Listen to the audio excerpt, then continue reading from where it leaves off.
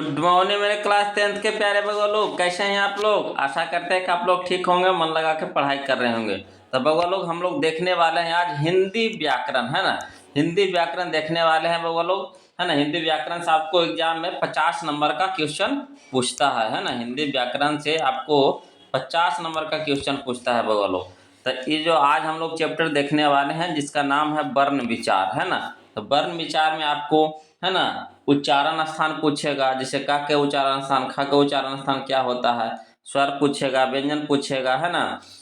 तो ये सब पूछेगा आपको बगल लोग। ऐसे आपको 4 नंबर का क्वेश्चन आपको पूछता है, 4 से 5 नंबर का क्वेश्चन आपको वर्ण विचार से रहता है हर एक एग्जाम में, है ना। इसलिए ध्यान से देखिएगा बगल लोग, है ना। आज हम लोग इसी का ऑब्जेक्टिव देखने वाले हैं। तो चलिए वीडियो को शुरू करते हैं, है ना। वीडियो अच्छा लगे बगल लोग तो प्लीज़ वीडियो को लाइक कर दीजिएगा, शेयर कर दीजिएगा। और जो अभी तक चैनल को सब्सक्राइब नहीं किए बगल लोग तो प्लीज़ चैनल को सब्सक्राइब कर लीजिएगा। चलिए क्वेश्चन नंबर 1 देखते हैं बगल लोग। तो देखिए बोलो क्वेश्चन नंबर 1 देखिए क्या कहता है। क्वेश्चन नंबर 1 कहता है कि है ना, एक मात्रिक स्वर निम्न में से कौन है। एक मात्रिक स्वर निम्न में से कौन है, या फिर इसको दूसरा तरीका से पूछेगा कि एक मात्रिक उच्चारण को क्या कहते हैं। एक मात्रिक उच्चारण को क्या कहते हैं। तो इसका सही ऑप्शन होगा बोलोगे हमारा ऑप्शन नंबर ए है ना, ह्रस्व, है ना, ह्रस्व। ऑप्शन नंबर ए होगा। चलिए क्वेश्चन नंबर 2 देखिएगा बोलो, कहता है भ का उच्चारण स्थान क्या है। भ, है ना, तो कंठ तालु मूर्धा दंत ओष्ठ होता है। 5 गो होता है बोलो, कंठ तालु मूर्धा दंत ओष्ठ, है ना। कंठ को हो गया कखा गगा वाला पूरा हो गया, है ना, 5। कंठ तालु हो गया तो तालु से हो गया चछा वाला। कंठ तालु मूर्धा तो मूर्धा वाला हो गया कौन, तो तथा दधा वाला। कंठ तालु मूर्धा अब फिर हो गया दंत हो गया तो तथा दधा वाला, है ना। और ओष्ठ हो गया पाफा वाला। क्लियर है। तो चलिए यहाँ भा है तो यानी पाफा बा भा, तो कौन हो जाएगा, ओष्ठ हो जाएगा। ऑप्शन नंबर ए हो जाएगा, है ना। भा का उच्चारण स्थान कौन सा होगा, तो ओष्ठ होगा। Option number A. चलिए क्वेश्चन नंबर 3 देखिए, कहता है चा का उच्चारण स्थान क्या है ना। चा का उच्चारण स्थान तो देखिए कंठ तालु तो तालु हो गया चछा झ तो तालु हो गया। ऑप्शन नंबर कौन हो जाएगा, बी हो जाएगा। क्लियर है। तो इसी तरह से आप बना लीजिएगा बगलो। चलिए क्वेश्चन नंबर हम लोग 4 देखते हैं, ध्यान से बनाते चलिएगा, मिलाते चलिएगा। कहता है क्वेश्चन नंबर 4, वर्णों के उच्चारण समूह को क्या कहते हैं। वर्णों के उच्चारण समूह को क्या कहते हैं। इसका सही ऑप्शन है हमारा ऑप्शन नंबर ए, वर्णमाला कहते हैं बगलो। क्या कहते हैं, वर्णमाला। चलिए क्वेश्चन नंबर 5 देखिए, कहता है स्वरों के उच्चारण में लगने वाले समय के आधार पर स्वर वर्ण के कितने भेद होते हैं, है ना। तो इसका सही ऑप्शन होगा बगलोग हमारा ऑप्शन नंबर 3 होगा, है ना। ऑप्शन नंबर बी है ना, बी है ना, 3 होगा, है ना। चलिए क्वेश्चन नंबर हम लोग 6 देखते हैं। कहता है निम्नलिखित में अंतस्थ व्यंजन कौन है। निम्नलिखित में अंतस्थ व्यंजन कौन है। तो इसका सही ऑप्शन है हमारा ऑप्शन नंबर डी होगा, ला है बगलो। कौन है, ला है। चलिए क्वेश्चन नंबर हम लोग 7 देखते हैं। कहता है मुक्ताक्षर की अंतिम ध्वनि क्या होती है। मुक्ताक्षर की अंतिम ध्वनि क्या होती है। तो इसका सही ऑप्शन है हमारा ऑप्शन नंबर बी है ना, स्वर होती है बगलो। क्या होती है, स्वर। चलिए क्वेश्चन नंबर हम लोग 8 देखते हैं बगलो, ध्यान से देखते चलिएगा। हो सके तो आप पहले खुद से बनाइए, उसके बाद जो हम आंसर बता रहे हैं उससे आप मिलाइएगा, है ना। तो इससे आपका टेस्ट भी हो जाएगा और साथ में आपका चैप्टर बाय चैप्टर ऑब्जेक्टिव भी हो जाएगा। चलिए क्वेश्चन नंबर 8 देखिए, कहता है तरह क्या है। तरह क्या है। तो इसका सही ऑप्शन होगा हमारा ऑप्शन नंबर बी होगा, संयुक्त व्यंजन है ना, संयुक्त व्यंजन। चलिए क्वेश्चन नंबर 9 देखिए, कहता है ल कौन व्यंजन है। ल कौन व्यंजन है। तो इसका सही ऑप्शन होगा हमारा ऑप्शन नंबर सी होगा, है ना, अंतस्थ व्यंजन। अंतस्थ व्यंजन, है ना, अंतस्थ व्यंजन। अंतस्थ व्यंजन में बगलों 4 गो आता है, य र ला वा, है ना, य र ला वा। चलिए क्वेश्चन नंबर 10 देखते हैं। कहता है किसकी अंतिम ध्वनि स्वर होती है। किसकी अंतिम ध्वनि स्वर होती है। इसका सही ऑप्शन है हमारा ऑप्शन नंबर डी होगा, मुक्ताक्षर, है ना, मुक्ताक्षर। चलिए क्वेश्चन नंबर 11 देखिएगा बगलों, कहता है क्वेश्चन नंबर 11 कि छत्रज्ञ कौन व्यंजन है? छत्रज्ञ कौन व्यंजन है? तो इसका सही ऑप्शन है हमारा ऑप्शन नंबर सी, संयुक्त व्यंजन है। कौन व्यंजन है बगवा लोग? संयुक्त व्यंजन है। चलिए क्वेश्चन नंबर हम लोग 12 देखते हैं बगवा लोग। देखिए बगवा लोग, कहता है क्वेश्चन नंबर 12 कि छ का उच्चारण स्थान क्या है? छ का उच्चारण स्थान क्या है? तो इसका सही ऑप्शन है हमारा ऑप्शन नंबर ए है, तालु है बगवा लोग। क्या है? तालु। चलिए क्वेश्चन नंबर 13 देखिए, कहता है ट का उच्चारण स्थान क्या है? देखिए हर एक एग्जाम में देखिए पूछा हुआ है कि नहीं, हर एक एग्जाम में आपको पूछता है उच्चारण स्थान वाला, यानी इससे आपको 4 से 5 नंबर का अकेले देता है बगल। ये ऐसा चैप्टर है जो 4 से 5 नंबर अकेले देता है, इसलिए इसको ध्यान में पूरा तरह से एकदम रख लीजिएगा, है ना। तो कहता ट का उच्चारण स्थान क्या है? तो इसका सही ऑप्शन होगा हमारा ऑप्शन नंबर बी होगा, मूर्धा होगा बगल लोग, है ना, मूर्धा। चलिए क्वेश्चन नंबर 14 देखिए, कहता है ध का उच्चारण स्थान क्या है? ध का उच्चारण स्थान क्या है? तो इसका सही ऑप्शन है हमारा ऑप्शन नंबर सी है ना, दंत है बगल लोग। क्या है? दंत है। चलिए क्वेश्चन नंबर 15 देखिए, कहता है फ का उच्चारण स्थान क्या है? फ का उच्चारण स्थान क्या है? तो इसका सही ऑप्शन है हमारा ऑप्शन नंबर बी, ओष्ठ है बगलो। क्या है? ओष्ठ। चलिए क्वेश्चन नंबर हम लोग 16 देखते हैं ना, क्वेश्चन नंबर हम लोग 16 देखते हैं। देखिए क्वेश्चन नंबर 16 कहता है कि निम्न चिन्हों में कौन योजक चिन्ह है? कौन योजक चिन्ह है? तो इसका सही ऑप्शन है हमारा ऑप्शन नंबर सी होगा बगलो, है ना, ऑप्शन नंबर सी होगा, है ना। ये जो लिखा हुआ है ना इसी तरह से डैश करके, तो यही इसी को बोलते हैं योजक चिन्ह, है ना। जब दो शब्द को जोड़ते हैं ना तो उस जगह पे लगाया जाता है, जैसे हार और जीत, है ना, हार और जीत, हार जीत। तो ये जो बीच में आया ना इसी को बोलते हैं योजक चिन्ह। क्लियर है? चलिए क्वेश्चन नंबर 17 देखिए बगलो, कहता है आ दीर्घ ई दीर्घ उ, है ना, है, बताइए क्या है? तो पढ़ी से पता चल रहा है कि दीर्घ स्वर है, यानी ऑप्शन नंबर ए हो जाएगा हमारा, है ना। क्लियर है? चलिए क्वेश्चन नंबर 18 देखते हैं, कहता है एक ध्वनि जब दो व्यंजनों से संयुक्त हो जाए तब वह कहलाती है। एक ध्वनि जब दो व्यंजनों से संयुक्त हो जाए तब वह कहलाती है। तो इसका सही ऑप्शन है हमारा ऑप्शन नंबर बी, संयुक्त ध्वनि कहलाती है। कौन सी ध्वनि? संयुक्त ध्वनि, ऑप्शन नंबर बी। चलिए क्वेश्चन नंबर हम लोग 19 देखते हैं, कहता है अड़ा का उच्चारण स्थान क्या है? अड़ा, है ना, तड़ा। देखिए कख गघ आता है तो कंठ हो गया, यानी ऑप्शन नंबर ए हो गया, कंठ है बगलो। चलिए क्वेश्चन नंबर हम लोग 20 देखते हैं, ध्यान से देखते चलिएगा बगलो। क्वेश्चन नंबर 20 देखिए क्या कहता है, कहता है त का उच्चारण स्थान है, त का उच्चारण स्थान है। इसका सही ऑप्शन है हमारा ऑप्शन नंबर बी होगा, दंत है बगलो। कौन सा है? दंत है। चलिए क्वेश्चन नंबर 21 देखिए, कहता है ग का उच्चारण स्थान क्या है? ग का उच्चारण स्थान क्या है? तो इसका सही ऑप्शन है हमारा ऑप्शन नंबर सी होगा बगलो, है ना, क ख ग ग ग घ, तो कंठ हो गया, है ना, सी होगा, ऑप्शन नंबर सी, कंठ है।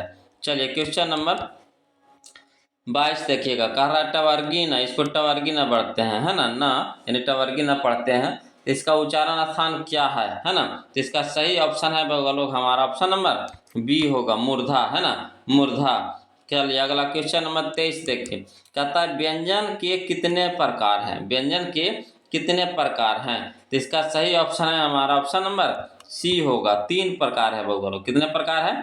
3। चलिए क्वेश्चन नंबर 24 देखिए, कहता है क्वेश्चन नंबर 24 कि व्यंजनों के अंत में हलंत, है ना, इसको हलंत पढ़ते हैं, है ना, व्यंजनों के अंत में हलंत लगने पर उसका मान होता है, उसका मान होता है। तो कितना हो जाता है? जैसे कोई भी व्यंजन में हलंत लगा दीजिएगा तो आधा हो जाता है बगलो। कितना हो जाता है? आधा, यानी ऑप्शन नंबर ए हो जाएगा और आधा हो जाता है। चलिए क्वेश्चन नंबर 25 देखिए, कहता है द का उच्चारण स्थान है, द का उच्चारण स्थान है। तो इसका सही ऑप्शन है हमारा ऑप्शन नंबर सी होगा, है ना, दंत है बगलो, दंत है।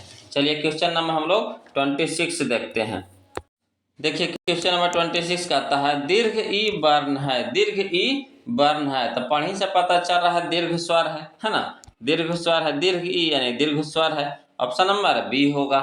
चलिए क्वेश्चन नंबर 27 कहता है भाषा किसकी अभिव्यक्ति का माध्यम है, भाषा किसकी अभिव्यक्ति का माध्यम है, तो इसका सही ऑप्शन है हमारा ऑप्शन नंबर सी, विचारों की, है ना, विचारों की। चलिए क्वेश्चन नंबर 28 देखिएगा बोलो, है ना, 28 देखिए कहता है कि व्याकरण वह ज्ञान है जो, व्याकरण वह ज्ञान है जो, इसका सही ऑप्शन होगा हमारा ऑप्शन नंबर बी होगा, जो मानकता के आधार पर भाषा प्रदान करता है, मानकता के आधार पर भाषा प्रदान करता है, ऑप्शन नंबर बी इसका सही ऑप्शन होगा। चलिए क्वेश्चन नंबर 29 कहता है ख का उच्चारण स्थान है, ख का उच्चारण स्थान है, तो इसका क्या हो जाएगा बउआ लोग, तो इसका सही ऑप्शन है हमारा ऑप्शन नंबर डी है, कंठ होगा बउआ लोग, क्या होगा, कंठ होगा। चलिए क्वेश्चन नंबर हम लोग 30 देखते हैं, कहता है क का उच्चारण स्थान है, क का उच्चारण स्थान है, तो इसका सही ऑप्शन है हमारा ऑप्शन नंबर ए है ना, कंठ है बउआ लोग, क का क्या है, कंठ है। चलिए क्वेश्चन नंबर हम लोग 31 देखते हैं। देखिए क्वेश्चन नंबर 31 कहता है कि प का उच्चारण स्थान क्या है, प का उच्चारण स्थान है, तो इसका सही ऑप्शन है हमारा ऑप्शन नंबर सी होगा बउआ लोग, ओष्ठ है ना, ओष्ठ है, ओठ, है ना। चलिए क्वेश्चन नंबर 32 देखिए, कहता घ का उच्चारण स्थान है, घ का उच्चारण स्थान है, तो इसका सही ऑप्शन है बउआ लोग हमारा ऑप्शन नंबर बी है ना, कंठ है बउआ लोग, क्या है, कंठ है। चलिए क्वेश्चन नंबर 33 देखिए, कहता ह का उच्चारण स्थान है, ह का उच्चारण स्थान है, इसका सही ऑप्शन है हमारा ऑप्शन नंबर सी है ना, कंठ है, कंठ है बउआ लोग, ह का उच्चारण स्थान क्या है, कंठ है, ऑप्शन नंबर सी। चलिए क्वेश्चन नंबर हम लोग 34 देखते हैं, कहता है दीर्घ उ, दीर्घ उ ध्वनि का उच्चारण स्थान क्या है, दीर्घ उ ध्वनि का उच्चारण स्थान क्या है, तो इसका सही ऑप्शन है बउआ लोग हमारा ऑप्शन नंबर ए होगा, ओष्ठ है बउआ लोग, क्या है, ओष्ठ है। चलिए क्वेश्चन नंबर हम लोग 35 देखते हैं, कहता है हिंदी वर्णमाला में स्वर वर्ण कितने हैं, हिंदी वर्णमाला में स्वर वर्ण कितने हैं, तो इसका सही ऑप्शन होगा हमारा ऑप्शन नंबर ए होगा बउआ लोग, स्वर वर्ण कितनी है, 11 है, यानी ऑप्शन नंबर ए। चलिए क्वेश्चन नंबर हम लोग 36 देखते हैं बउआ लोग।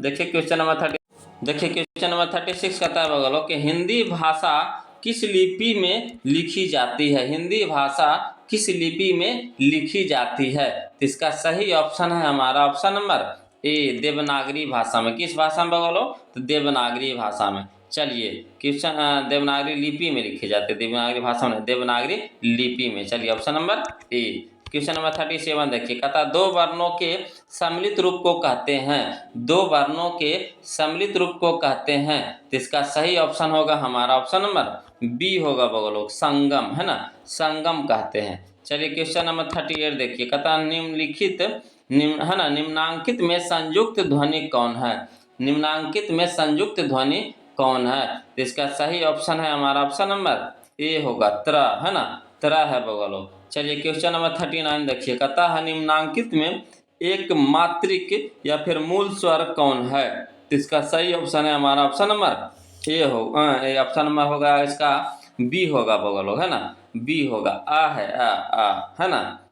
चलिए क्वेश्चन नंबर हम लोग 40 देखते हैं, है ना, क्वेश्चन नंबर 40 देखिए क्या कहता है, कहता है कि निम्नांकित में महाप्राण घोष वर्ण कौन है, निम्नांकित में महाप्राण घोष वर्ण कौन है, तो इसका सही ऑप्शन है हमारा ऑप्शन नंबर डी है, भ है बउआ लोग, कौन है, भ। चलिए क्वेश्चन नंबर 41 देखिए, कहता है निम्नांकित में उष्ण वर्ण कौन है, उष्ण वर्ण कौन है, तो इसका सही ऑप्शन है हमारा ऑप्शन नंबर ए है बउआ लोग, तलब सा, इसको तलब सा पढ़ता है ना, तलब सा। चलिए क्वेश्चन नंबर 42 देखिए, कहता है निम्नांकित में महाप्राण अघोष वर्ण कौन है, निम्नांकित में महाप्राण अघोष वर्ण कौन है, तो इसका सही ऑप्शन है हमारा ऑप्शन नंबर बी होगा बउआ लोग, छ है ना, छ। चलिए क्वेश्चन नंबर 43 देखिए, कहता है निम्नांकित में अंतस्थ कौन है, निम्नांकित में अंतस्थ कौन है, तो इसका सही ऑप्शन है हमारा ऑप्शन नंबर सी, है ना, यार अल्लाह वाह होता है, 4 अंतस्थ व्यंजन है बउआ लोग, यानी ऑप्शन नंबर सी होगा वाह। चलिए क्वेश्चन नंबर हम लोग 44 देखते हैं बगल लोग। कहता है क्वेश्चन नंबर 44 कि किस वर्ण का उच्चारण कंठ और ओष्ठ के सहयोग से होता है। किस वर्ण का उच्चारण उच्चारण कंठ और ओष्ठ के सहयोग से होता है। तो इसका सही ऑप्शन है हमारा ए होगा, ओ, है ना। ओ के उच्चारण में देखिए कंठ भी शामिल हो रहा है और ओष्ठ भी शामिल हो रहा है। क्लियर है। चलिए क्वेश्चन नंबर 45 देखिए। कहता है किस वर्ण का उच्चारण कंठ एवं तालु के सहयोग से होता है। तो इसका सही ऑप्शन है हमारा ऑप्शन नंबर सी है बगल लोग, ए है ना, ए। चलिए क्वेश्चन नंबर 46 देखिए। कहता है व्यक्ति द्वारा सार्थक, है ना, उच्चरित वाणी को कहते हैं। व्यक्ति द्वारा सार्थक उच्चरित वाणी को कहते हैं। तो इसका सही ऑप्शन है हमारा ऑप्शन नंबर ए, भाषा कहते हैं बगल लोग। क्या कहते हैं, भाषा। चलिए क्वेश्चन नंबर 47 अनुस्वार, है ना, इसको अनुस्वार पढ़ते हैं बगल लोग, है ना। अनुस्वार का उच्चारण स्थान क्या है। अनुस्वार का उच्चारण स्थान क्या है। तो इसका सही ऑप्शन है हमारा ऑप्शन नंबर बी होगा बगल लोग, नासिक, है ना, नासिका, नाक, है ना, नासिका।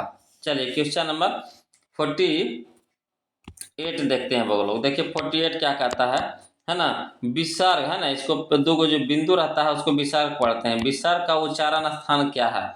विसर्ग का उच्चारण स्थान क्या है। तो इसका सही ऑप्शन है हमारा ऑप्शन नंबर डी है बगल लोग, कंठ, है ना, कंठ है। चलिए तो ये था बगल लोग आज का हम लोगों का 48 क्वेश्चन आपका वर्ण विचार से। किससे बगल लोग, वर्ण विचार से। क्लियर है। तो बगल लोग, है ना, वीडियो को लाइक कर दीजिएगा, शेयर कर दीजिएगा, और जो अभी तक चैनल को सब्सक्राइब नहीं किए तो प्लीज़ चैनल को सब्सक्राइब कर लीजिएगा बगल लोग, है ना। और किसी प्रकार का कोई भी दिक्कत परेशानी रहे तो प्लीज़ है ना, कमेंट कीजिएगा बगल लोग। फिर मिलते हैं हम लोग अगले वीडियो में। तब तक के लिए जय हिंद।